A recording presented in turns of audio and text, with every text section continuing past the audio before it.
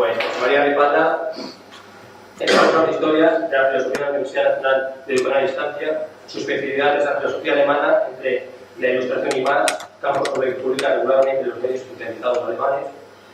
Aunque su formación y su oficio corresponden al ámbito alemán, José María Ripalda, a través de sus artículos, intervenciones públicas y colaboraciones con asociaciones y colectivos, viene desarrollando una comprometida y poco rentable labor de análisis crítico y propositivo de la sociedad española. Se ha posicionado en temas tan delicados como el poder, la gubernabilidad, gobernación con el Estado español, la responsabilidad de los intelectuales, los medios de comunicación, etc.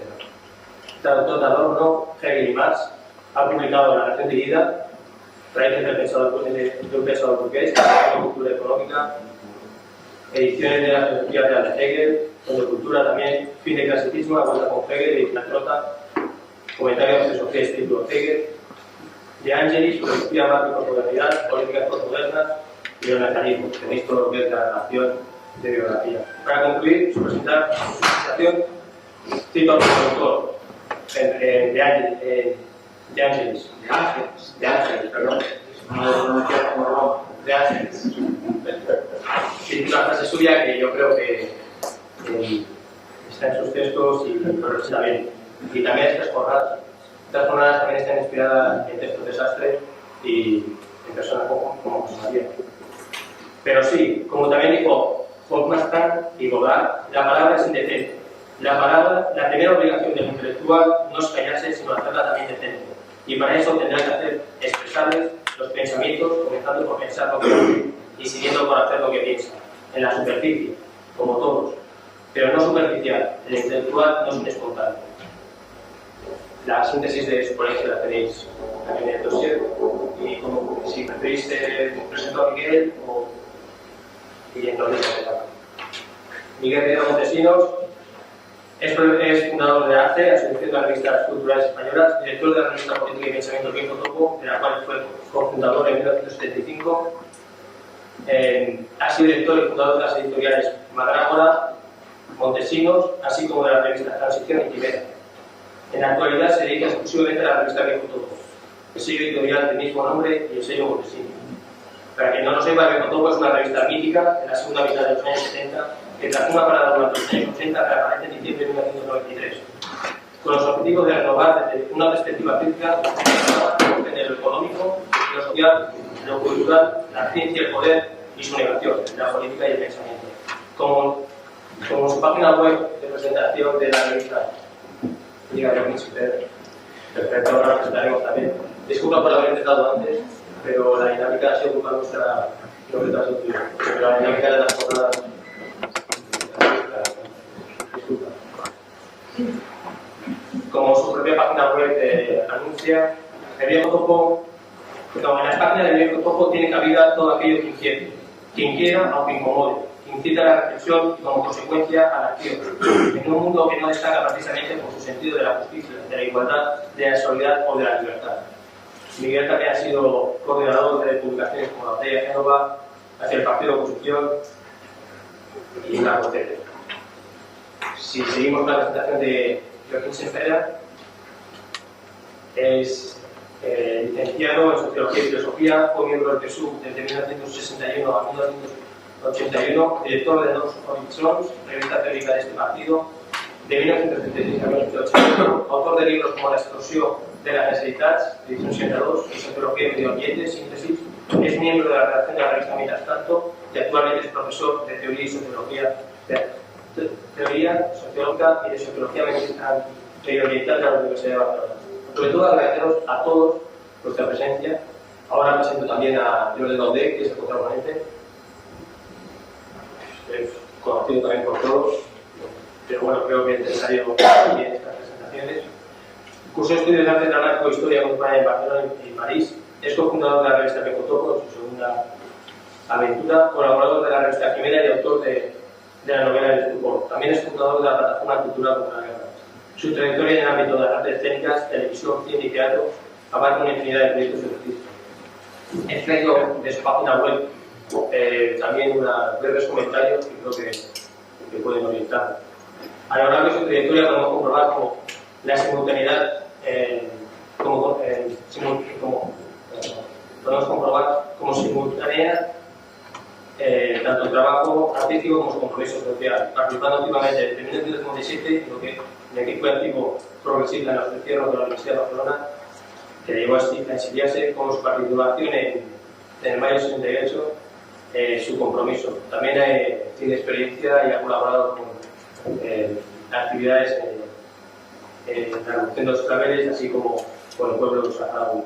Hace recitales, desarrolla propuestas artísticas también siempre muy vinculadas con el contexto y con las problemáticas contemporáneas y bueno, las etcétera, etcétera. Tiene más de 50 películas, bueno, lo que quieran. Y hace un recital el sábado que expresa muy claramente cuál es su posicionamiento político y militar. Pues bueno, iniciamos y nos parece bien. Gracias. Voy a comenzar con algo que no es un cumplimiento, cosa obligada. Os agradezco mucho que me hayáis invitado aquí. Estoy muy contento de estar entre viejos amigos que llevaba tiempo sin ver y de estar con gente que no conocía, pero que admiro.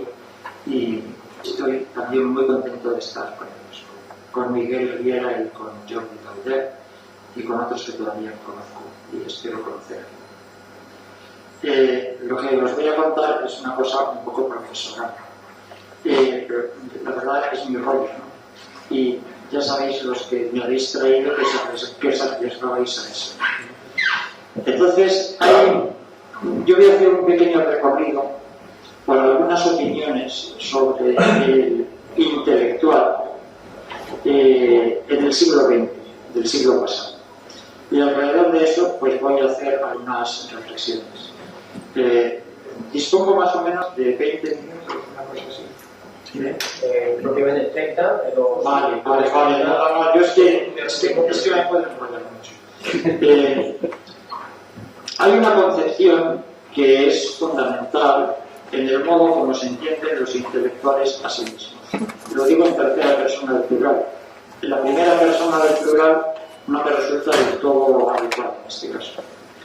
Y es la que estableció Edmund Husserl, uno de los grandes intelectuales europeos del siglo XX, uno de los fundadores, casi se podría decir, una figura fundadora, que es en los últimos escritos, los que más o menos están recogidos bajo el título de la crisis de la conciencia europea, es el intelectual como funcionario de la humanidad.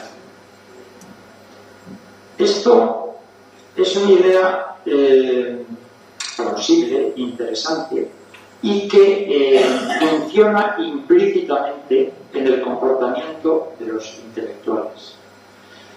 Si os fijáis, por ejemplo, en el centenario de Kant, que se está celebrando este año, bastante actual, no sé por qué, no, ni en febrero, ni en abril, ni en fecha de nacimiento, ni de muerte, parece que los intelectuales estaban un poquito perezosos en España y se está montando ahora el gran circo, ¿no?, de congresos y cosas de esas sobre Kant. Fijaréis que en esta rememoración, esta restauración de las ideas de Kant, en este momento, no pone en cuestión ese lugar que se le atribuye a Kant de funcionario de la humanidad, pero tampoco pone en cuestión el lugar del funcionario e intérprete de ese funcionario. Es decir, los intelectuales se montan su rollo, un rollo excelso, por cuyo lugar no se preguntan.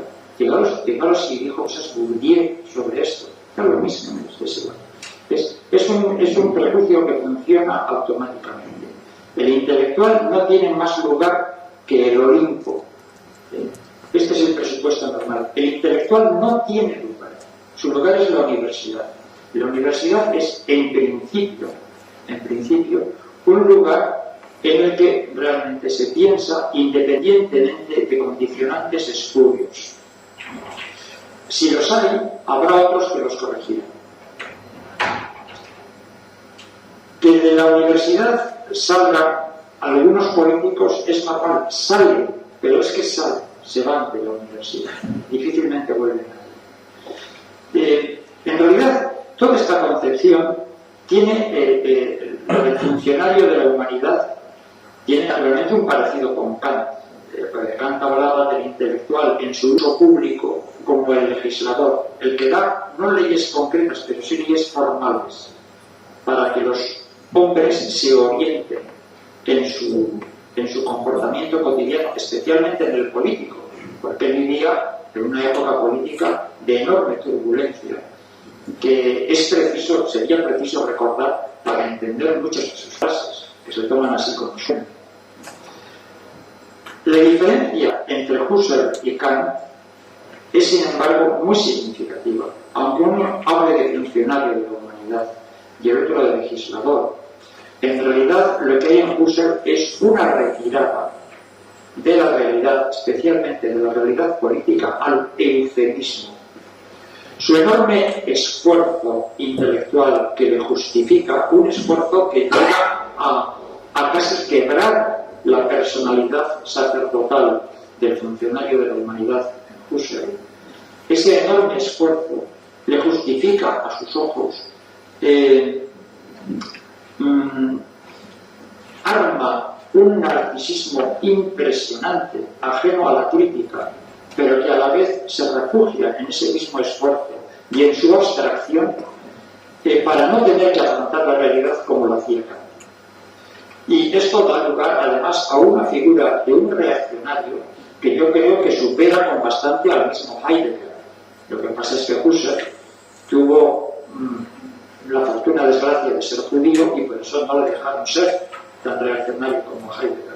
Realmente es una figura terrible políticamente Husserl, el funcionario de la humanidad.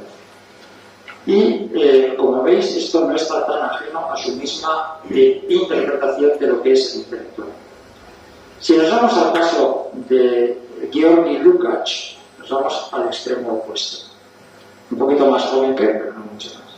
Porque la concepción que tiene Lukács no es el intelectual funcionario de la humanidad, sino es el intelectual orgánico de partido, que realizaría, y aquí su antecedente es Marx, esa unión entre la humanidad pensante y la humanidad doliente, es decir, trabajadora, que Marx evocó en sus borradores de París. Ahora, precisamente me parece que tú has sido el que ya ha aludido a esta concepción de Marx. Esta concepción del intelectual orgánico tiene desde luego muchos problemas para ser una visión alternativa del funcionario de la humanidad. En primer lugar, podríamos ver los problemas que tuvo Lukács con Lenin, los problemas que tuvo sobre todo en el año 56, cuando él se incorporó activamente a los consejos, porque el modelo era consejista, a los consejos de aquella revolución húngara, que terminó, pues, naturalmente con él drogado y perdido en un sitio que no sabía dónde era, que era un balneario de Crimea o de Odessa, de un sitio por ahí. Y que recuerda en lo práctico vamos a decir, lo que sufrieron teóricamente Mach y Avenarius con Lenin.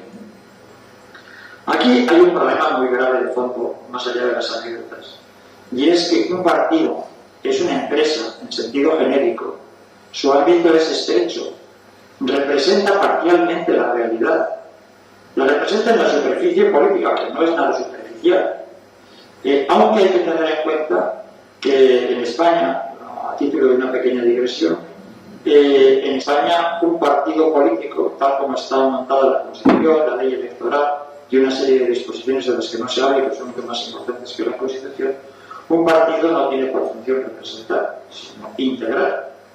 Y esto hay que saber. Y es la analogía, yo creo, entre cómo funciona un partido y cómo funciona un intelectual, es muy importante. Tal vez sobre esto vuelva a hablar yo, aunque sea tal vez sin demasiado fundamento, ¿no? Un partido político está sometido, pues eso, a la ley electoral, a la opinión pública controlada, a la obligación de lealtad, pero sobre todo hay un tema que es mucho más de fondo, que es el que realmente a mí en este momento me tiene que ocupar, que es el enfoque de la acumulación de riqueza intelectual colectiva. y el enfoque de la acción, es decir, el de la eficacia en un contexto preciso, son enfoques radicalmente distintos y que de hecho son incompatibles, se comunican indirectamente, pero carece de comunicación directa. Sobre esto podríamos poner muchos ejemplos. Yo tengo ejemplos de mi vida personal, aunque yo no os voy a contar anécdotas que no tienen tanto interés, más que si llega el momento de precisar nuestras ideas. Hay una posibilidad de un intelectual que no sea ni funcionario de la humanidad ni intelectual orgánico, que sería el compromiso individual al estilo Sartre, el Lukács simpático, muy bien, o bien compartido, pero como una persona marginal, un compañero de viaje que apoya al partido en muchas acciones, pero que no es su intelectual orgánico. Este intelectual, en realidad, trabaja subjetivamente en su concepción de sí mismo desde un Olimpo, pero ganado éticamente, por un héroe individual. El Olimpo no se abandona en ninguno de los tres casos, porque en uno de los casos es la vanguardia de la historia, en el otro caso es la humanidad genérica, y en este caso es el Olimpo ganado éticamente por un individuo. Yo diría que el problema que tiene este tipo de intelectual es que a la vez le falta y le sobra autocrítica. Es decir, le sobra autocrítica, está siempre mirándose al ombligo, es inevitable. Eso no quiere decir que sea consecuente, eso es otro tema. La consecuencia pura es la locura, nadie está totalmente consecuente. Pero por otra parte le falta autocrítica, porque un individuo es un punto de condensación social, punto de condensación social fundamental, pero no es capaz de darse cuenta perfectamente por sí solo de sus situaciones, no es capaz de hacerse la autocrítica perfecta. La única autocrítica perfecta es el tiro en la cabeza. La figura es... En este momento yo conozco a algún marxista importante, intelectual marxista importante, que vive un poco en la estela de Sartre. Me parece que el caso de Frederick Jameson, que está entre eso y la Escuela de Frankfurt, es un caso importante, ¿no? Pero considero que es muy difícil esta posición y que yo creo que está bastante desprestigiada por su propia historia. Bien, hay un intento que yo creo muy importante de reflexión de lo que es el intelectual, que no responde a estos esquemas, y que sería el de Max Weber en su conferencia La ciencia como profesión. Max Weber, inmediatamente después de la Primera Guerra Mundial, se plantea ya algunas cuestiones elementales sobre el lugar del intelectual fuera del Olimpo. Considera que en la universidad, que es donde él habla, donde él pronuncia esta conferencia y donde él se ubica como intelectual, cada vez es más importante y más inevitable considerar ese espacio como una empresa capitalista, en la que se da la separación entre el trabajador y los medios de producción. Así como el antiguo catedrático, yo estoy acostumbrado a hablar, el antiguo catedrático es alguien que es un señor feudal con relaciones personales de servidumbre, de séquito, de Volkschaft, ¿no? Hay un séquito que él tiene que proteger y que le apoya. Es un artesano que dispone de sus medios de producción de una empresa familiar, por así decirlo, que es la catedral. Lo que viene para Max Weber, estamos hablando de 1919-1920, es el jefe de empresa. Es interesante porque en realidad en España seguimos todavía en el modelo feudal en gran parte. Se están haciendo intentos curiosos, pero me resulta divertidos, es un poco como pataleítos tratando de moverse.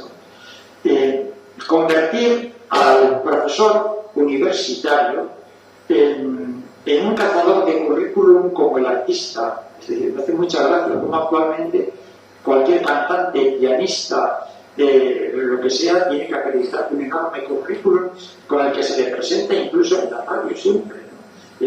En realidad, en la universidad se está estableciendo un sistema de currículum y proyectos que tienen un efecto que no solo es paralelo al de los artistas, es decir, situarse en la competencia, sino que es un eficaz mecanismo para disciplinar en la lealtad.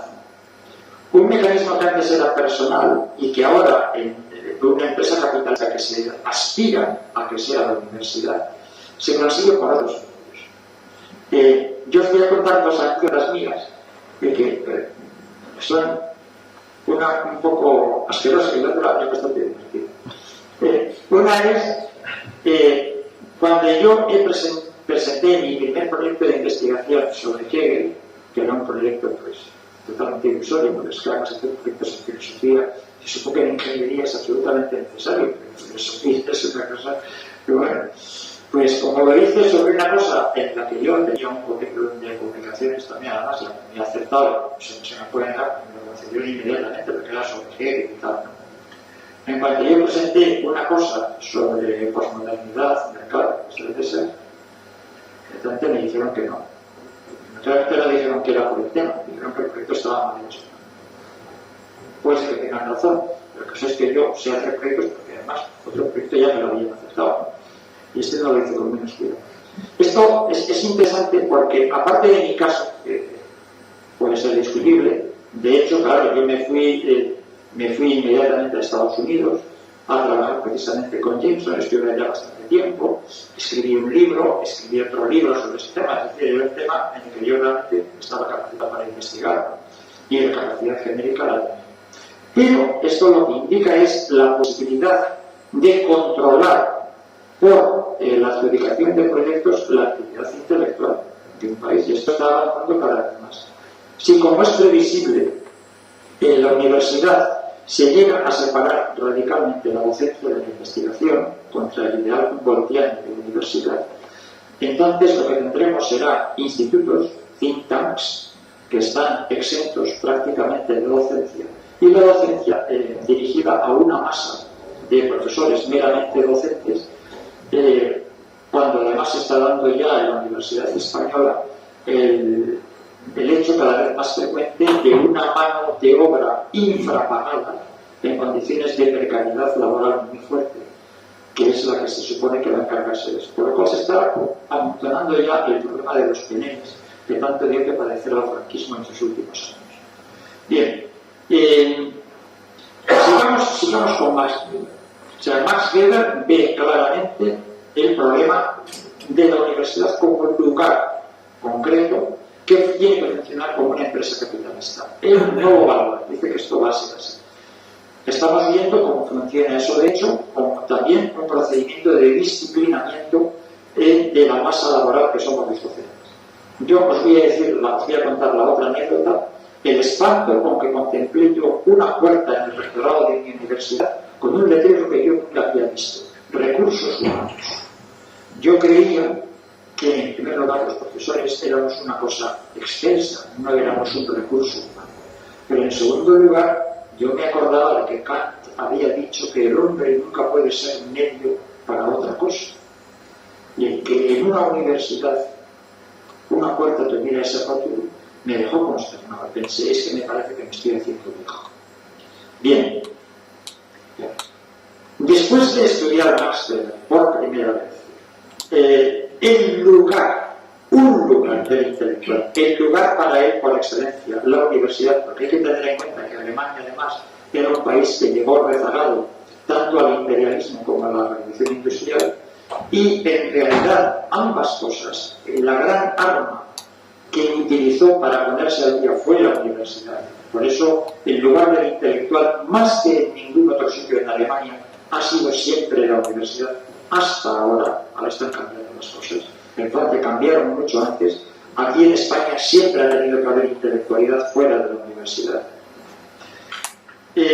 daba una definición de lo que era la universidad, Max Weber, que se asemeja, de todos modos, a la de Husserl y la compañía, que es la aristocracia del espíritu.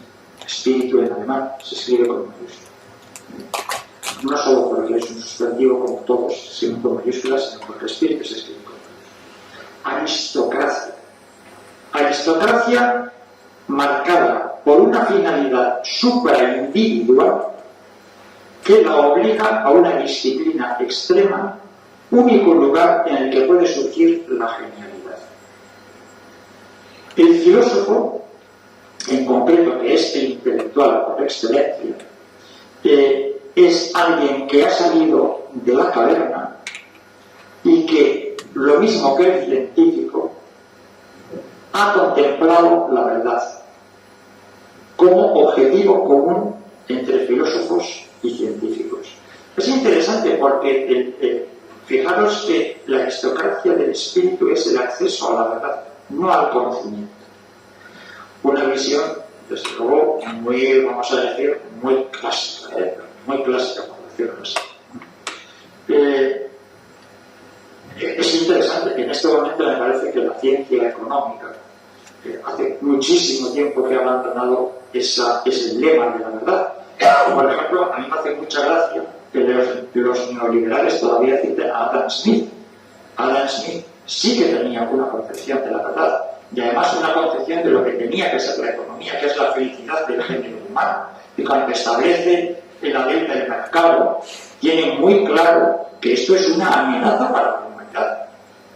Esto es una concepción clásica, pero actualmente la ciencia me parece que en muchas cosas elude precisamente eso, y que hay muchísimo técnico que rehúsa ser intelectual en ese sentido. Pero no me quiero liar en esto porque hay otro tema que es mucho más interesante. Y es que Max Weber considera que, por consiguiente, es un sacrilegio, la palabra es de Max Weber, utilizar la palabra como arma, utilizar el saber como arma. Por tanto, la diferencia con la política aquí es absoluta. Un maestro no puede ser nunca caudillo.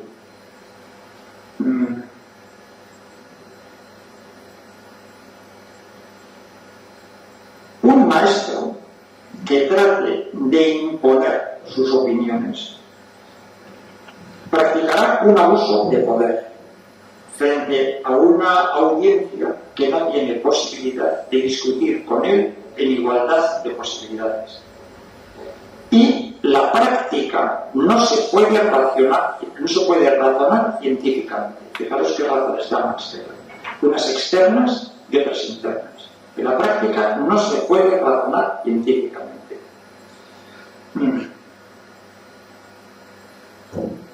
Lo que corresponde al papel del intelectual es la crítica, fundamentalmente, y esto sí que es kantiano, la crítica. El discernimiento, la claridad y la responsabilidad frente a los propios demonios. Aquí hay, como veis, una posición ética protestante muy fuerte. Hay un relativismo que es incompatible con la pretensión de verdad que debe tener el Islam y que subjetiviza el legal y circunstancias muy especiales, y que ha producido una serie de gente muy estimable, se tenga el nivel de acuerdo que se tenga con ella, como son teóricamente sucesores de la escuela de Frankfurt, del estilo de Knecht y de Habermas, a quien Knecht en principio dio con mucho recelo, que le parecía muy derechista. Pero luego, precisamente, esto es momento de los años 50, precisamente con motivo de la Revolución de Hungría, fue cuando se dio cuenta de hasta qué punto Habermas era una persona seria, que lo es. Otro tema, y es un tema en que tampoco podemos entrar hoy, es hasta qué punto la exportación de bienes de un centro teórico a su periferia no tiene unos efectos terriblemente deleterios.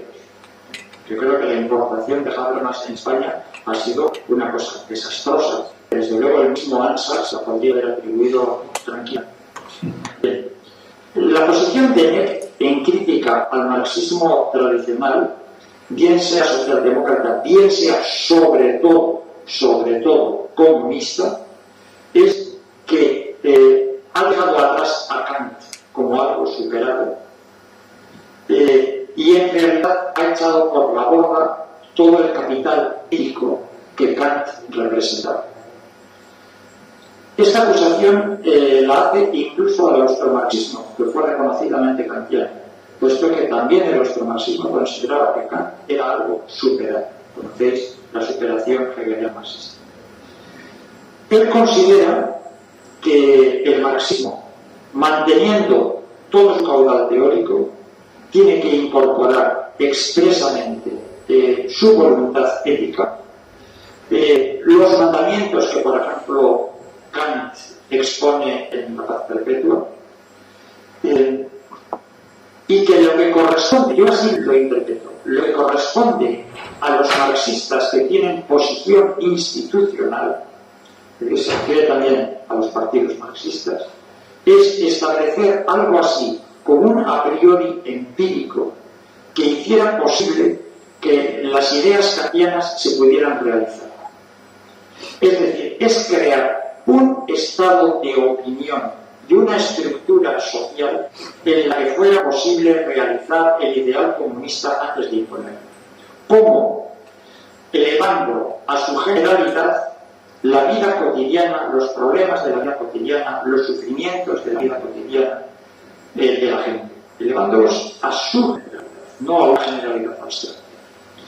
Entonces, creando ese espacio social, sería posible pensar, no por evolución automática de la historia, no por evolución de las instituciones, sino por ese trabajo social, crear las condiciones del socialismo, es decir, de una sociedad en paz, como decía Kant. Naturalmente, esto supone, y aquí hay dos puntos delicados vamos a decir, en la posición de esto supone que una élite de funcionarios, vamos a decirlo así, aunque es un poco peyorativo, sería la encargada de ir produciendo esto, por ejemplo, en la Unión Europea. La otra dificultad que a mí me chirría más teóricamente es una concepción, yo diría, algo acrítica de lo que son los recursos de la naturaleza humana y la distinción kantiana tan rígida entre, vamos a decir, lo inteligible y lo sensible. Aquí hay un problema muy grave, y es que Kant, por ejemplo, tenía muy claro que el reino de los fines, es decir, la emancipación, consiste en atender al reino de los fines por encima de la realidad, es decir, la realidad del antiguo régimen. La subjetividad era realmente el único reducto que había frente a él. Entonces, frente a la realidad había que poder ser capaces de mantener un reino de los fines. Pero ahora lo que ocurre es que nadie, y esto ya desde Hegel, está dispuesto a admitir que el reino de los fines esté por encima de la realidad.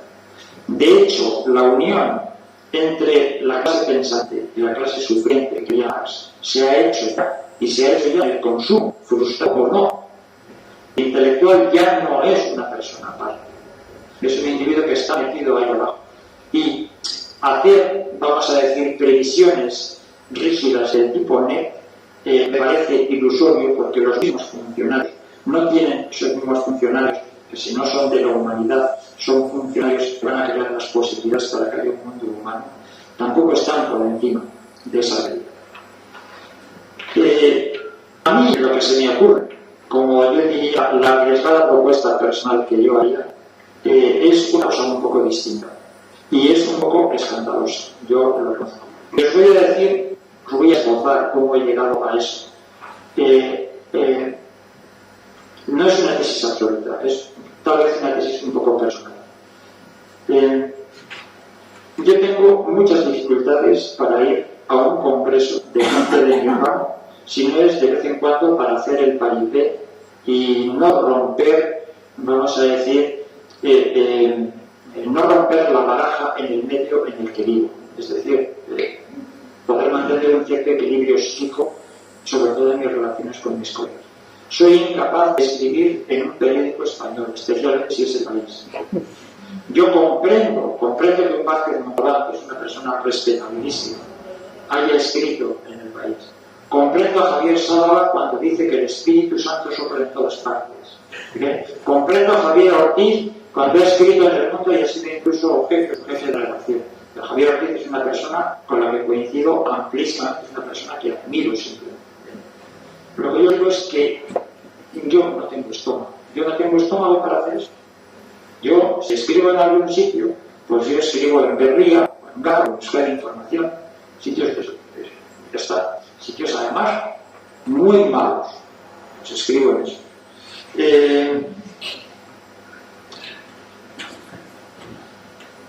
He rechazado por carta, ofertas de integrarme en programas que os voy a decir de la Juan Marc, a cosas que significaban tener que dar la mano a un ministro ante fotógrafos y cámaras de televisión, como son premios y cosas de esas. Son cosas que no soporto siempre. Es eso. Como consecuencia de eso, como consecuencia de que he procurado también ser un catedrático exento sin becarios ni ayudantes, porque es una cosa que me molesta profundamente, y además creo que las relaciones humanas que yo no soporto.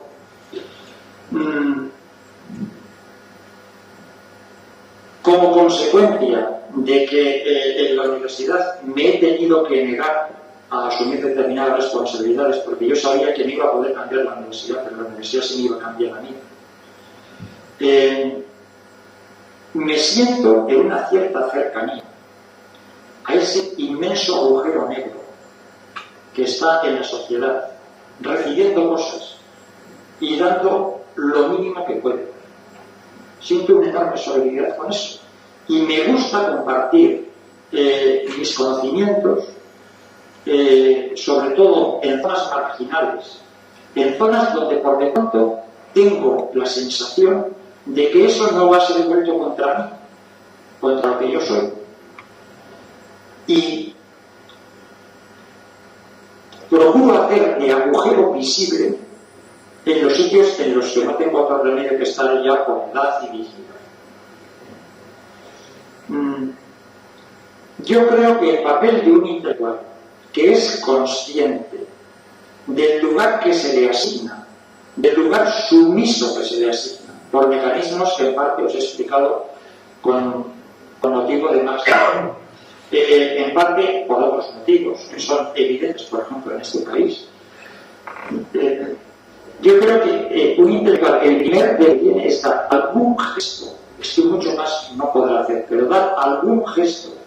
Lo mismo que también un obrero tiene posibilidades de hacer ciertos gestos. Un personal de administración en la universidad tiene posibilidad de hacer ciertos gestos contra nosotros, profesores. Tener algún gesto que les sitúe en ese agujero negro. Y, más que ser un agujero negro en la cultura, que eso es una pretensión muy desaforada, aunque yo a veces tiendo a hablar así, no responder automáticamente a los estímulos y demandas que te llegan, sino ejercer aquello que decía Kant, es hacer uso propio de la razón en esto y emanciparme realmente.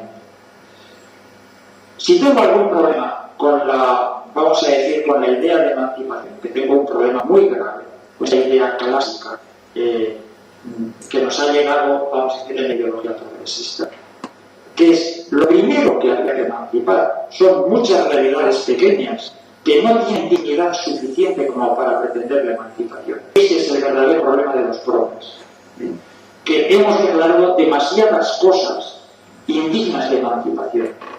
En eso hemos seguido siendo kantianos. La emancipación pertenece al reino de los fines. No, la emancipación no pertenece al reino de los fines. La emancipación es una tarea que tenemos que hacer nosotros en las cosas pequeñas, haciéndolas dignas de emancipación. Y ahí sí que está una tarea del intelectual para la que él tiene algunos recursos específicos, pero que es una tarea que no es solo de él, es una tarea de todos nosotros.